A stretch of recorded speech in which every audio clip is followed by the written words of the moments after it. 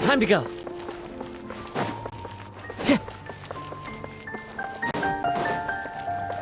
Time to go. Paimon's trying to remember. What else did we put on our shopping list? Oh, what a mouth-watering smell. Paimon would know the aroma of biryani anywhere. Let's go get some. We can still add it to the list. Well, if it isn't the Traveler and Paimon. Wasn't expecting to see you here. Hello there. Oh, it's been quite a while. So you two are still hanging out together. Dehya, didn't you say last time that you were gonna head back to the desert? I said I was going to resign from being her bodyguard, not that our friendship was over. We're still the best of friends. The Homayanis also still post jobs from time to time. Their pay is always generous, so me and the other mercs never pass them up. I told Dehya to just stay at our place when she took one of those jobs a few days ago. My parents were delighted. They even said that it always felt like we were missing someone whenever Dehya wasn't around. That sounds like something they would say, all right. They're always so welcoming. Anyway, the job is already taken care of, so I was gonna head back to the brigade as soon as I finished a little shopping. But the master kept insisting, and I ended up staying for another day. You can stay for as many days as you want, Dehya. Father hasn't even gotten around to treating you to his best dishes yet. You know I'm not the kind of person to stay put in one place like that, my lady. Don't worry, though. There'll always be next time. But she said they'll treat you to the best dishes! Paimon can't believe you can still refuse that! But wait. Didn't you say last time that you would take me on a trip to the desert? Why don't you just take me with you today, when you leave? There are so many places I still haven't visited yet. I'm sorry, my lady, but no can do. There's still a few things I need to take care of back at the brigade. Besides, the desert hasn't exactly been the most peaceful place lately. Oh, come on. Not this again. That's also what you said last time and the time before that. I know, I'm sorry. Just give me some more time, and I promise I'll plan the best trip ever for you. All right, fine. To be perfectly honest, it's not that I wanted to go, it's more like I feel like something is off about you lately. Ever since you first set foot on the estate a few days ago, you've been acting anxious and even paranoid. Have you been delaying our trip because you've run into some kind of trouble? Nah, are you kidding? You're worrying too much. Would you swear on that? Friends shouldn't lie to each other, you know. I wouldn't pry any further if you're willing to swear on what you just said. But if something really is bothering you, then just tell me. You know I'll help you however I can. Oh, looks like Dunyarzad was onto something. You're too perceptive, my lady. Seems I can't hide anything from you. I just thought that nothing good could come out of telling you about the messy happenings of mercenaries. Knowing too much only leads to more trouble. Mercenary life is a dog-eat-dog world where Mora reigns supreme. Everything operates on a completely different set of rules. That doesn't change anything about what I just said, though.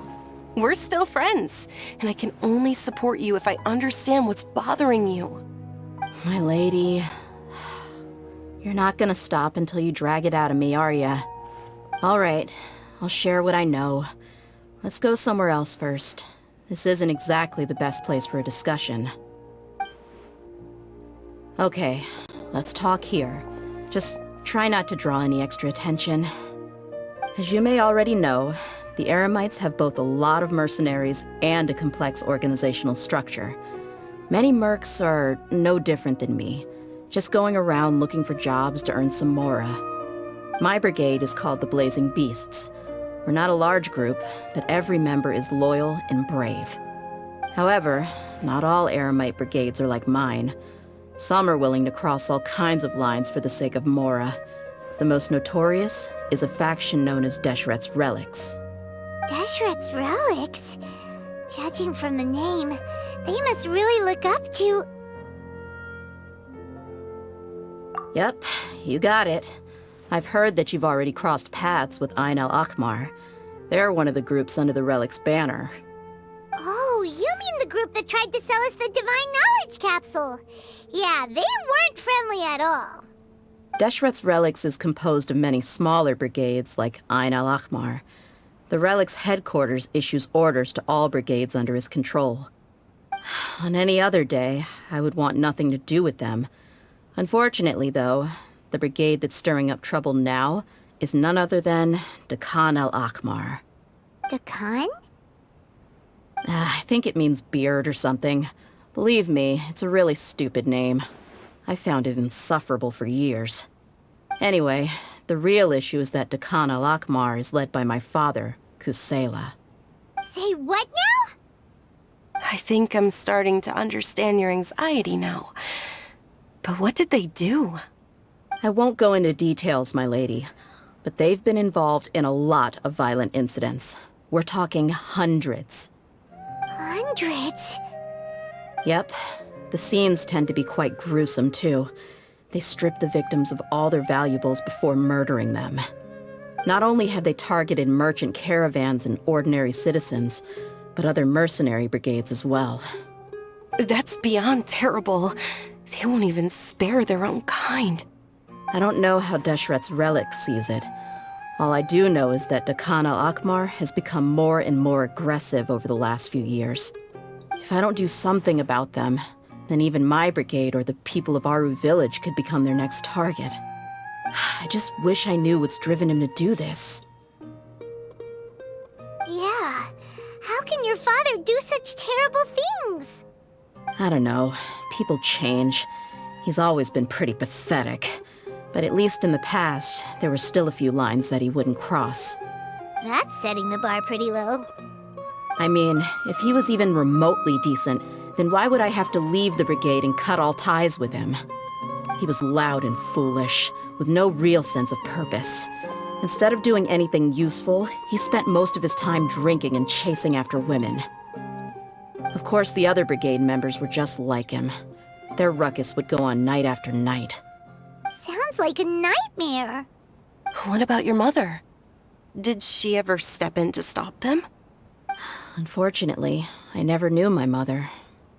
I'm sorry, Dehya. I didn't know. It's all right, my lady. That's pretty common in mercenary circles.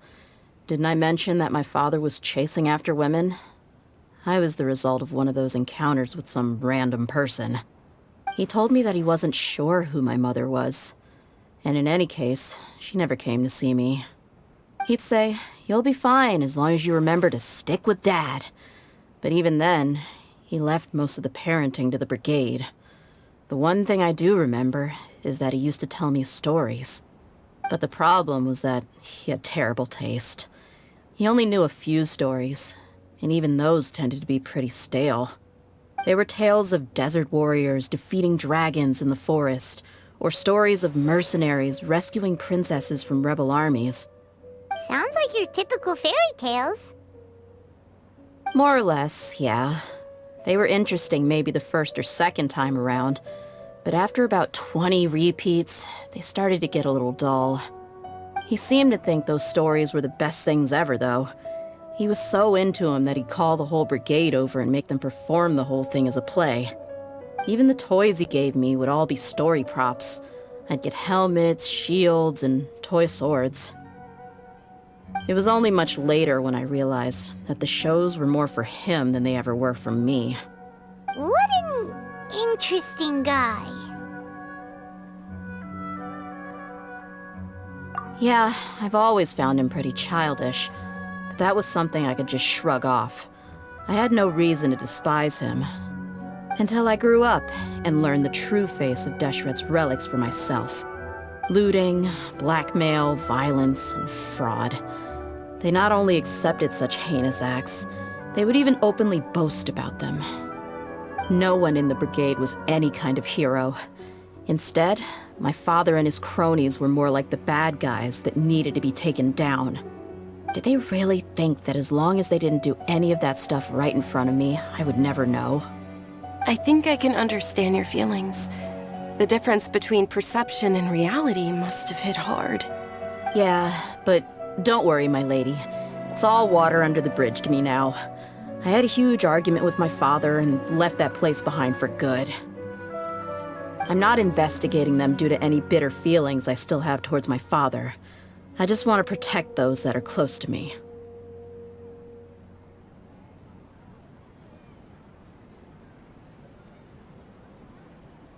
Yeah, I told the boys to gather as much information as they could. Most of the reports concern violent incidents, but there's also some talk of smuggling. I see. But isn't this investigation incredibly dangerous? It is, but every mercenary lives life on the edge. It's a lifestyle that I enjoy. That may be true, but it'll be impossible for those who care about you not to worry. Well, now you get why I didn't want to share any of this with you. What should we do? They both have valid concerns. Huh? But there's no need for you to get caught up in this mess, too. Well, she's super tough, so if she went into the desert with you, then Paimon bets the problem would be solved in no time. I'm inclined to agree. I'd feel a lot more at ease if you took her along to help.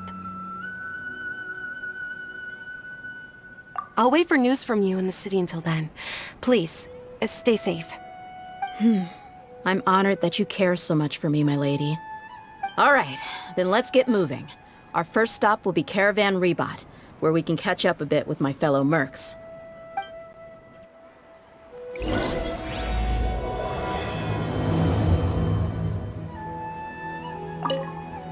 Please be careful. I'll stay in the city and wait for news from you. Just don't do anything reckless, all right?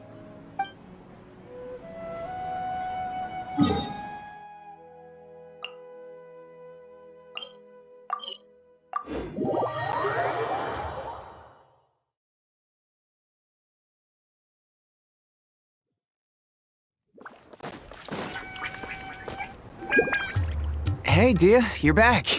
Are these two friends of yours?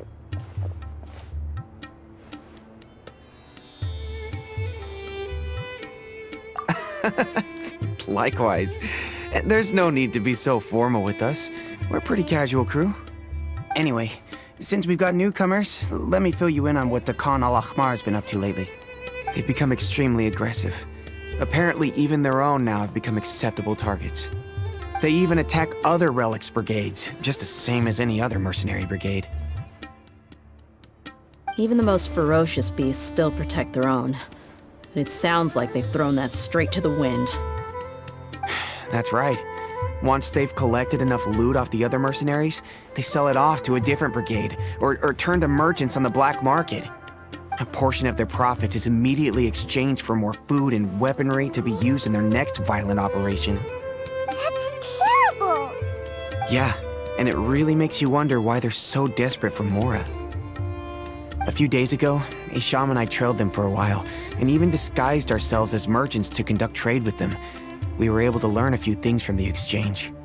Rather than saying they're out to plunder and hoard Mora, it'd probably be more accurate to say that they're experiencing an internal power struggle. Wait, a power struggle? You heard me right.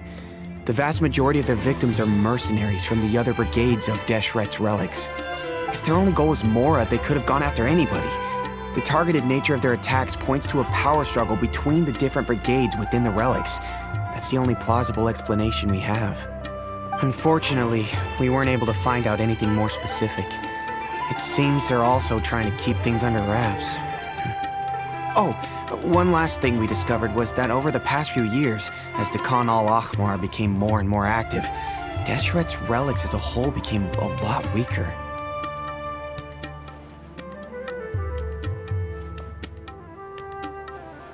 It sounds mighty strange to me, too. Harun, you can leave the rest of the investigation to us. Gotta say, though, I didn't expect you to go on a whole undercover mission during the few days I was gone. Sounds like you were really putting your necks on the line, no? Nah, it was nothing. We're just as concerned about the situation as you are. The Khan al-Ahmar is your father's crew after all. What he said. Besides, Dehya, haven't you done more dangerous things than all of us combined? What we did is nothing compared to your experiences. Yeah. And while they went to talk with Khan al-Ahmar, I took a look at the last camp they attacked. Any survivors of the attack were already long gone. There was nothing of value left in the camp. Ah, Hisham and Khalaf. You're here too. We rushed over as soon as we saw you come into Caravan Ribat. Although this new friend of yours looks a little green behind the ears, I'm sensing a special vibe from her. Now that we know you'll have a capable partner with you, we can also rest easy. Hey, what about Paimon? Feel anything special? Oh, you're also planning to tag along with them? Of course! Paimon is the traveler's most important guide. Wherever she goes, Paimon will follow. Oh, in that case, then you'd better take care of her too, Dehya. Don't underestimate Paimon! Don't worry about her. She may look tiny and helpless, but she's been through just as many battles as the traveler here. Even if she had only survived on sheer luck, then that alone would still make her quite formidable. I had no idea. I guess I shouldn't judge by appearances. Oh, one other thing, Dehya. When you're free, why don't you update the deputy about your upcoming schedule? We held another recruitment event a few days ago, but everyone only came to see the Flame Main. You weren't around at the time, so people were pretty disappointed to only find our crew of rough, unkempt guys. The deputy put a lot of effort into the event, but it was basically for nothing. Only a few people chose to stay, and that really got to him. Sorry to hear that. I'll be sure to bring him some great liquor next time. I left in a hurry and I couldn't make it back in time for the event. Gotta admit, I can understand their disappointment, though. You're our brigade's main selling point, after all. Now, if only the deputy could figure out a way to bring a few more smoking hot members into our ranks. Keep dreaming. Remember the last time I invited a couple gals into the brigade? You all just froze up with your mouths gaping like a bunch of scarecrows. The awkward silence and weird expressions left quite the impression on them. They were originally interested in joining us, but after that, they both told me they were too uncomfortable to stick around. Hey, didn't we agree to never bring that up again? Huh? Wait, are you serious? Why have I never heard about this? I don't think you were part of the brigade yet. Are you kidding me? I missed a once-in-a-lifetime moment like that and you weren't even gonna tell me? All right. We can tell you about it later. Now's not the time. Hey, don't you try to change the subject. You and Hisham get your butts over here and tell me everything right now. Are they always like this? More or less. There aren't many rules or graces when it comes to mercenaries. We're used to just speaking our minds. If someone starts getting under your skin, you just yell right back at them. And if that doesn't put an end to it, then you just challenge them to a fight. But we also don't tend to take many things too seriously. Being direct and getting it all out of your system as soon as things come up is better than keeping everything bottled up, never talking about it. That's also why I never spare their feelings when I talk to them. If I want to laugh, I'll laugh. If I'm angry, then I'll unload on them. It's hard to stop once you get used to it. Though, I can never do that when I'm with the Homayanis. Hey, knuckleheads! Can you at least tell me the rest of the intel before you go back to your bickering? Yeah, you hear her, Holloff? Told you we gotta focus on the investigation first. I drew up a map. Right here's the spot. There you'll find the merchant caravan responsible for getting rid of Khan al-Ahmar's looted goods. All you gotta do is wait and ambush them in the evening. They'll have no idea what hit them. Perfect. Thanks for that. Be sure to pass my regards to everyone else in the brigade as well. Will do. You stay safe, Dehya.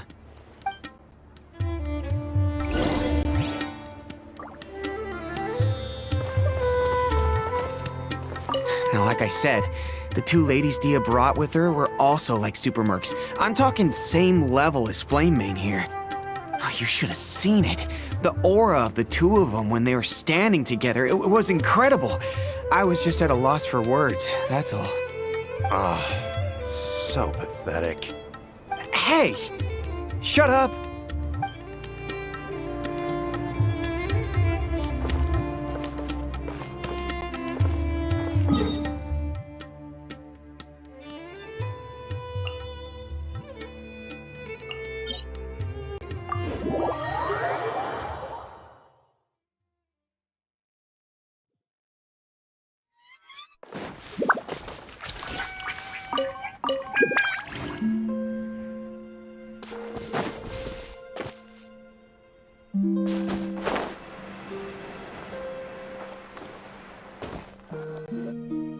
This should be the place.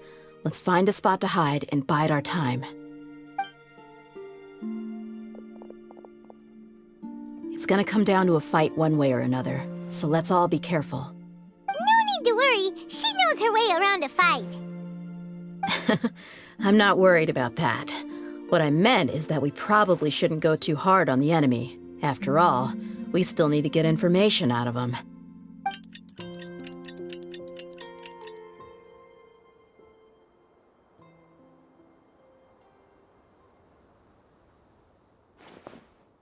Here they come. You ready? Let's not give them a chance to react and end this quickly.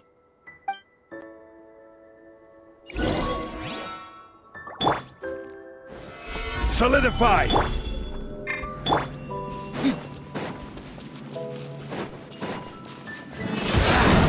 Feeling lucky today? Where do you think you're... Gather! The wind knows me.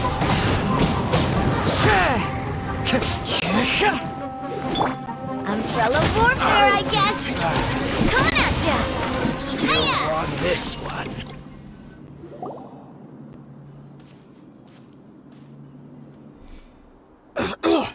Huh? You're... the Flame Mane. Good. That saves me an introduction. All right, time for a little talk. Are you buddies with Dakana Lakmar now?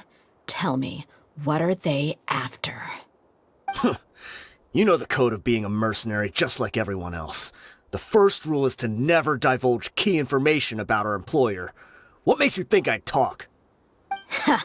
That might have worked on an amateur, but I know you're just looking to protect your reputation. Think about it, though. What's your reputation worth if you won't have the other tools you need to succeed in this line of work? Tools like, I don't know, your limbs or eyes? You've got 5 seconds. You might want to think twice about how much your employer's information is worth to you. Whoa! I'm not joking around. We can do this the easy way or the painful way. 2 seconds! I'll save you the trouble.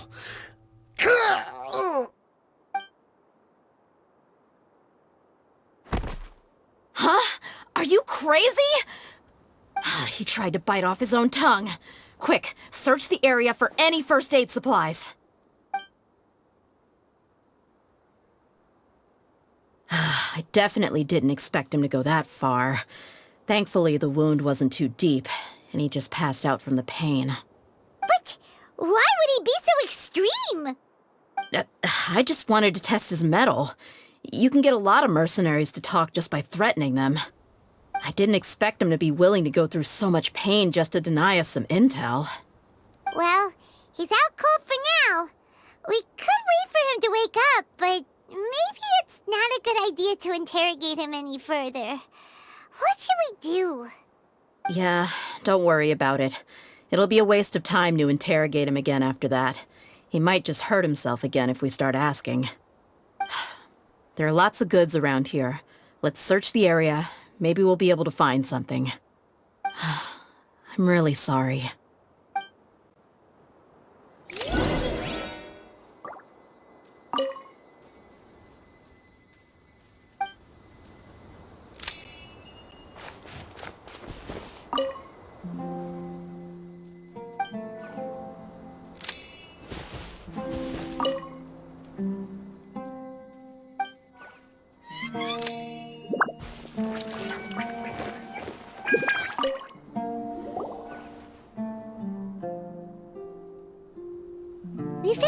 a paper with a bunch of names on it.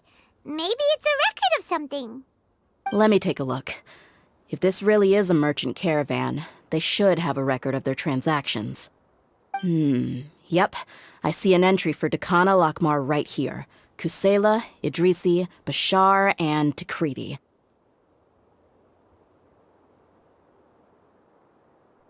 All familiar names. Dakana Lakmar has been trading for a hefty supply of food, weapons, and medicine. It seems that in the past, they used to receive some canned knowledge as well. This caravan is just one link in their logistics chain. Once in the rainforest, the caravan will exchange the looted goods for Mora, and the funds will then be passed to a specific person. That person will then pack the caravan full of necessary goods, which will then be brought right back to Dakana Lakmar. Wait, why is there no Mora value recorded for the final transaction? No value? Yeah, every transaction before the last one was marked with an exact amount of Mora, but the final one, where they paid for everything to be brought back to the desert, was simply marked as delivered.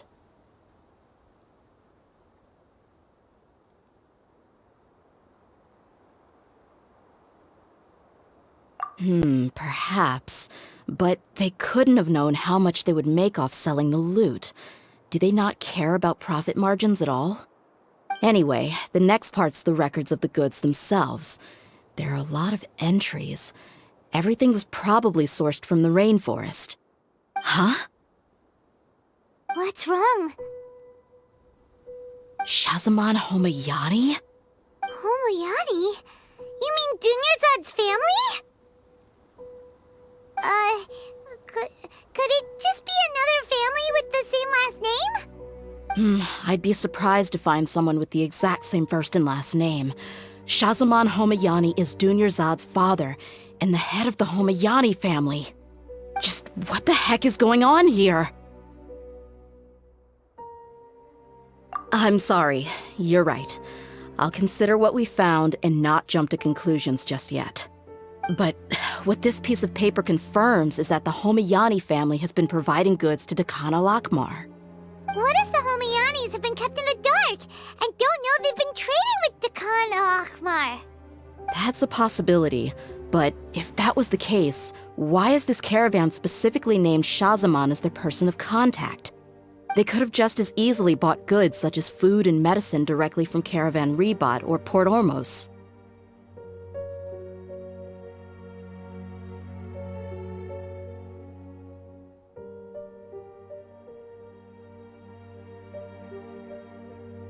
Yeah, funding violence and looting. The brigade gets the goods, and he is paid the proceeds from the sale of the loot. But why would he do something like this? It's not like the Homayanis are in need of money. I honestly have no idea. I've been to their estate many times, and I've never noticed anything suspicious. The only potentially large expenditure I could think of would be the treatment costs for Dunyarzad's Elazar. Maybe they borrowed a lot of Mora in the past?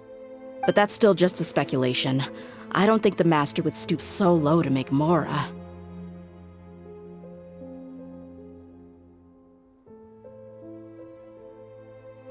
You're probably right. I know my lady's personality, and she wouldn't deliberately keep something like this from us. But what should we do now? All we found is just another mystery.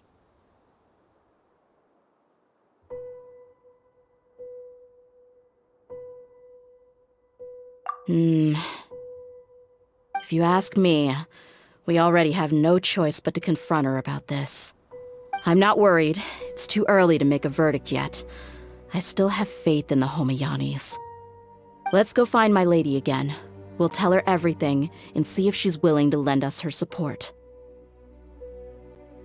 If we're lucky, we can not only figure out the mystery of this paper, but also follow the trail of breadcrumbs to the people responsible at Dakana Lakmar. Dehya, are you sure this is the best decision? What if instead of getting the help we need, we just end up revealing everything we've discovered to the enemy? I've considered that possibility. But even still, I want to tell her what we found. I think I owe her that much. True friendship is built on trust. She showed genuine concern for me when we first brought up the topic. I can't repay her kindness with doubt and suspicion. That's not how I deal with people. You're right. Paimon wants to trust Dunyarzad too. Yeah. Let's pay another visit to Sumeru City.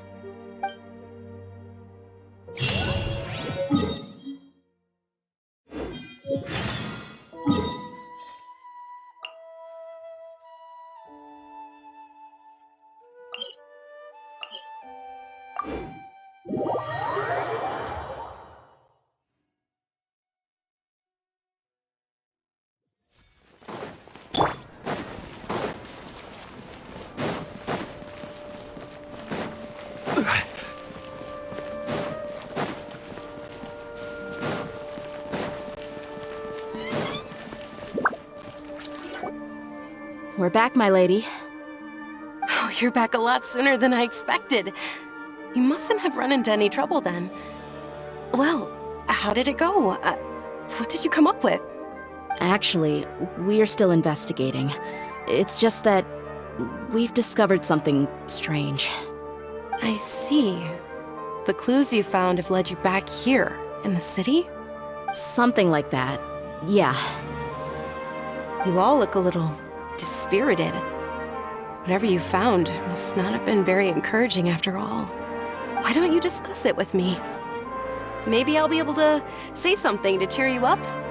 It's okay, my lady. It's not so much about me being upset with my father or anything like that. How should I put this? So something is wrong. Even the Traveler and Paimon have been uncharacteristically quiet. On any other day, Paimon would have already waved to me with a smile and shouted, "Dunyarzad, we're back!" So tell me, what happened? Well? My lady, please prepare yourself for what we're going to tell you next. It concerns the Master. The Master? You mean my father?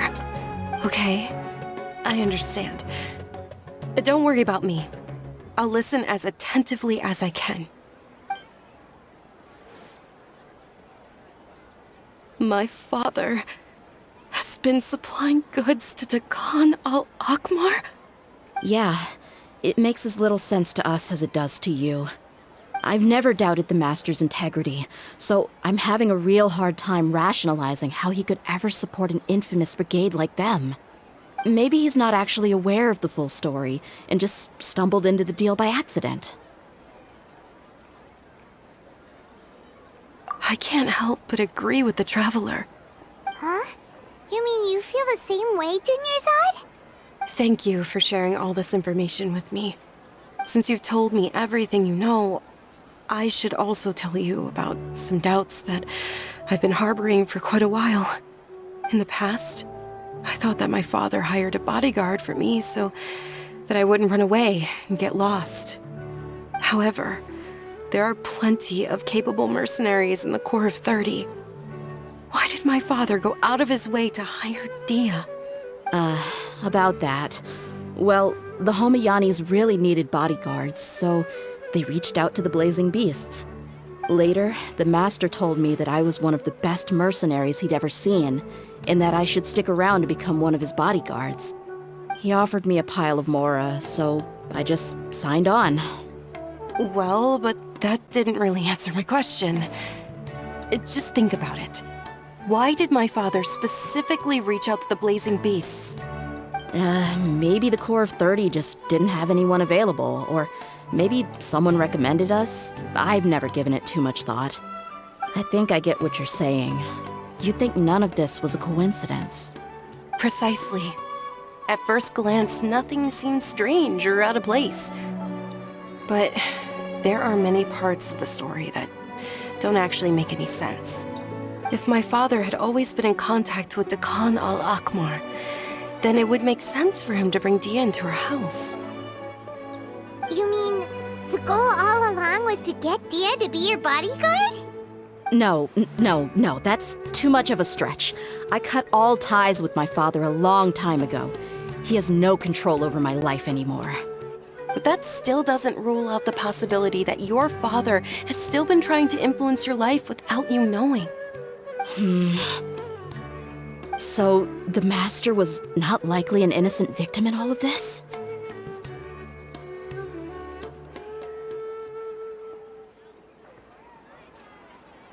Sorry we put all this on you so suddenly, Dunyarzad. It's okay, Paimon. I should actually be thanking you. Regardless of his reasons, if my father has truly been funding a violent group of mercenaries, then it's my duty to bring him back to reason. But is that really the right thing to do? My father has committed many atrocities and deserves all the punishment that he has coming to him. I have zero sympathy for him. You may call me an ungrateful child, but my feelings will remain the same.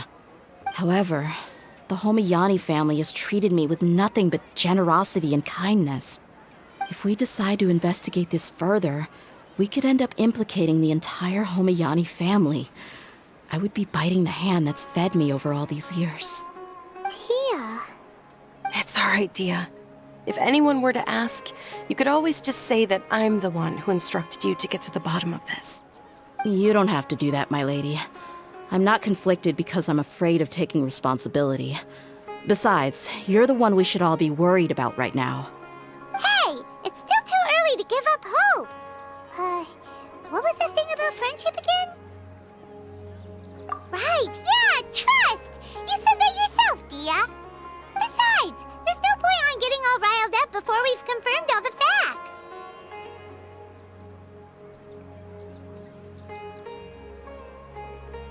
Thank you, everyone. That makes a lot of sense. I guess I should always remember the trust that I've placed in people. In which case, my lady, could you ask the Master to come out and have a chat with us? Sure thing. I also hope he'll be able to give us a logical explanation. Let's meet at the usual place then. Usual place? Ah, right!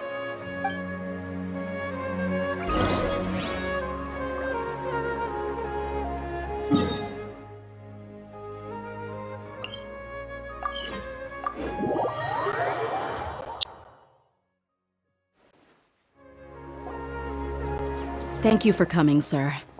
Please allow me to introduce these two. This is the Traveler, and next to her is her travel companion, Paimon. Ah, yes, my daughter has mentioned them from time to time. It's a privilege to finally meet them in person. But we may skip all the pleasantries for now. What is the important matter you wish to discuss with me today? Well, we wanted to bring this transaction record to your attention. There's something on this record that we're all pretty curious about. So, that's what you found? Huh. Seems like I can't keep everything from you much longer. If you wouldn't mind, we'd like an explanation. Well, it's a long and difficult story. And to be perfectly honest, I'm not sure if I'm doing the right thing. What I do know, though, Dehya, is that the truth will bring you no solace. If anything, it will likely cause you a great amount of anguish. Wait, me? Yes, I understand perfectly why you came to see me, and I am touched by your collective commitment to do the right thing. But knowledge always comes at a price, and sometimes, as they say, ignorance is bliss. Your father, Kusela, and I both believed that. Of course, you have the right to seek and learn the truth, but I must warn you. The facts of this matter may reduce everything you've built for yourself into sand, blowing in the wind.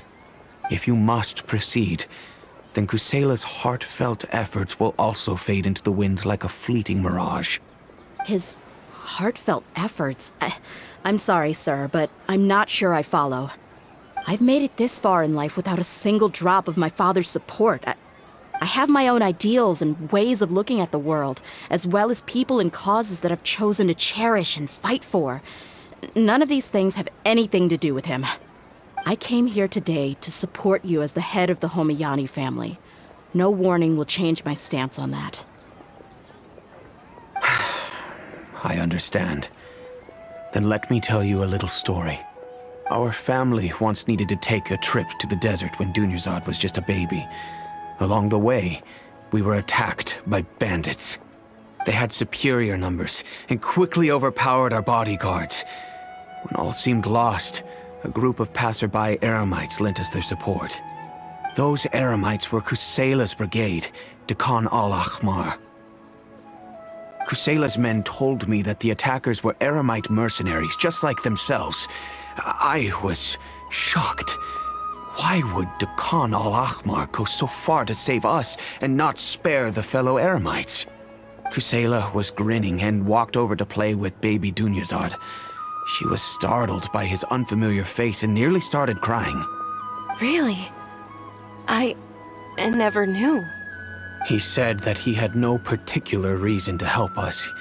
He just took pity on us because he had a daughter about the same age. We started talking about our children, and I sensed that he was a devoted father. To repay his kindness, I hired his brigade to help out at our estate for a time and offered everyone generous remuneration.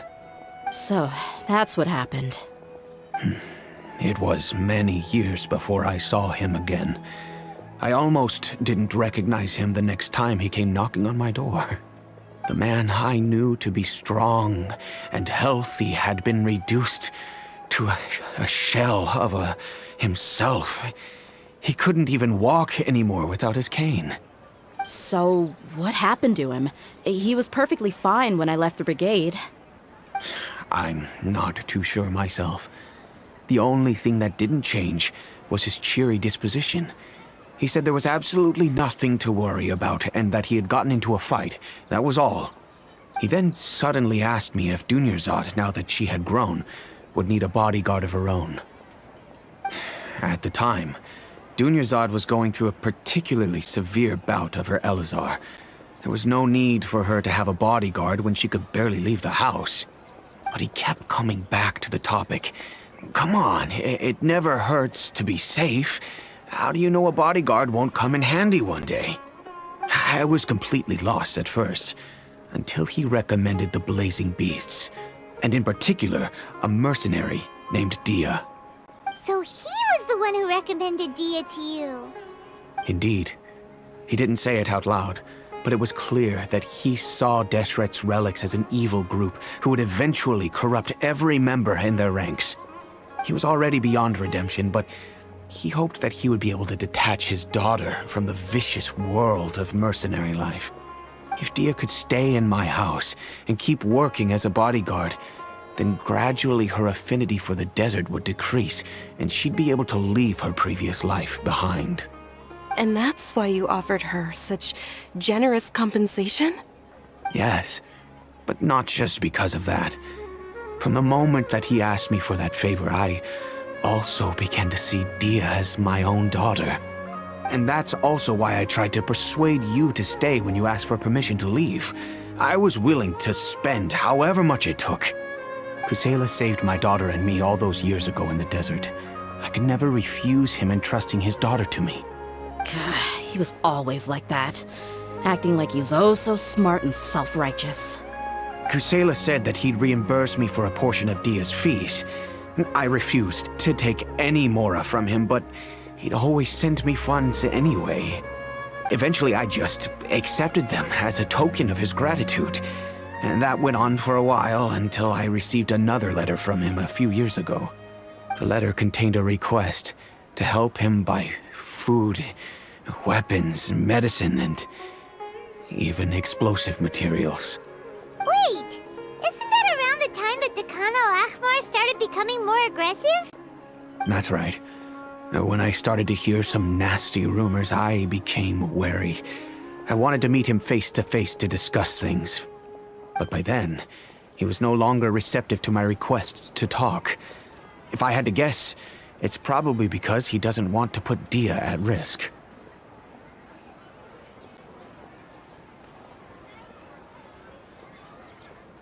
That thought occurred to me as well.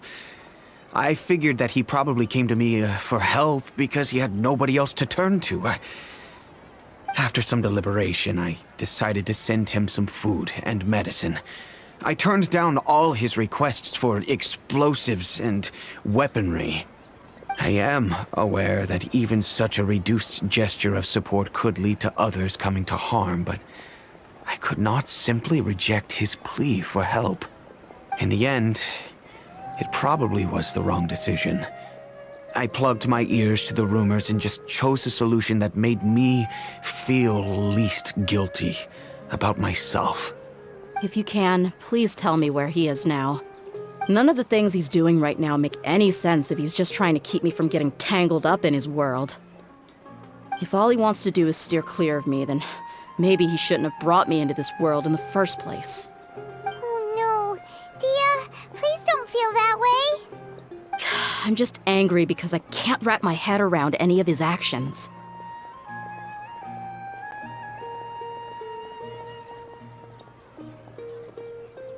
I don't know. I really don't know. I don't think I can do it. But I guess you do have a point.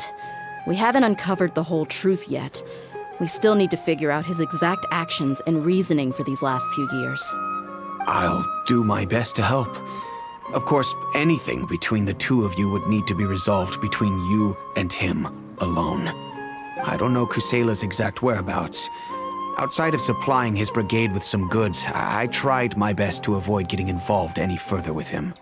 However, there's a man on the list named Jawed. He used to be a mercenary in the desert and is now a member of the Corps of 30. He's responsible for supplying weapons and liaising with the Dakan al-Akhmar's merchant caravan. I think he should know Kusela's whereabouts. I've heard that he likes to have a few drinks alone and enjoy the cool wind at night outside the tavern. Maybe you'll be able to find him there. Understood. Thank you, sir. Then I guess this is bye for now, unless... I'll stay and be with my father here. To be honest, I'm still a little dazed and haven't finished processing everything quite yet. My father has indeed done something wrong, but if I think about it, I'm also not sure if there was a right way to handle this problem.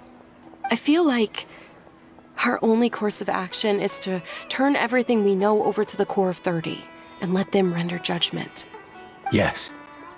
I am prepared to accept whatever verdict they choose. It's time to face my mistakes.